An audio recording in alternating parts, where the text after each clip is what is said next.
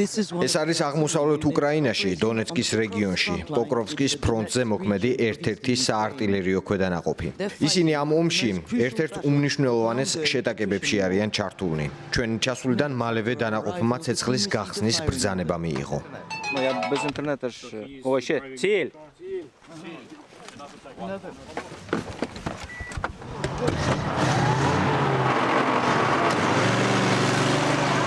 რუსი სამხედროები რამდენიმე კილომეტრის მოშორებით არიან და პოკროვსკის გარეუბნებს უახლოვდებიან. ესაა ბოლო მთავარი ქალაქი ამ არეალში, ცენტრალური უკრაინისკენ მიმავალ გზაზე.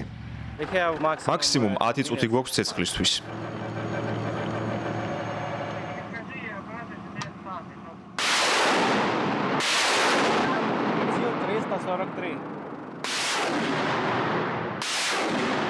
ცეცხლის გახსნის ბრძანებები ძალიან ხშირია.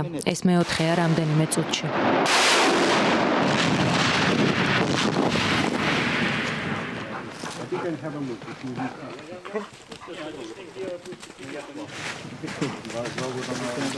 ჩვენ ბაზაზე დაუბრუნდით, ქვედანაყოფი ისე ისვენებს, თითქოს არაფერი ხდება აქ. მაგრამ მებრძოლებმა იციან, რომ ამ ომში ისინი მეტად დაუცველები არიან ვიდრე ოდესმე. ისინი შეუჩერებლად ცდილობენ გაარღვიონ ფრონტის ხაზი, ხანდახან ძალიან ხშირად, ზოგჯერ ნაკლების სიხშირით, მაგრამ მათი ეს განზრახვა მუდმივია.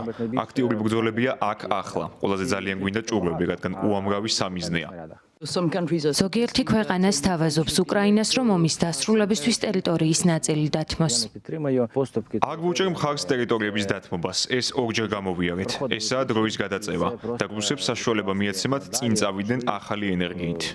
Росіяни далі пішли з новою силою. ამ ომში გადამწყვეტი მნიშვნელობა ექნება პოკროვსკისთვის ბრძოლას. აქ ფიქრობენ, რომ თუ რუსეთის ჯარი დაიკავებს ან გვერდსაუვლის პოკროვსკს, ისინი უფრო მეტად წაიწავენ წინ ქვეყნის ტერიტორიაზე და უკრაინულ ძალებს აიძულებენ უკან დაიხიონ. უკრაინელი მეთაურების აზრით, რუსი სამხედროების იერიშების შესამცირებლად ერთადერთი გზა მათთვის, რაც შეიძლება მეტი ზარალის მიყენებაა. I'm Valerie Goria on the Pokrovsk front for Euronews.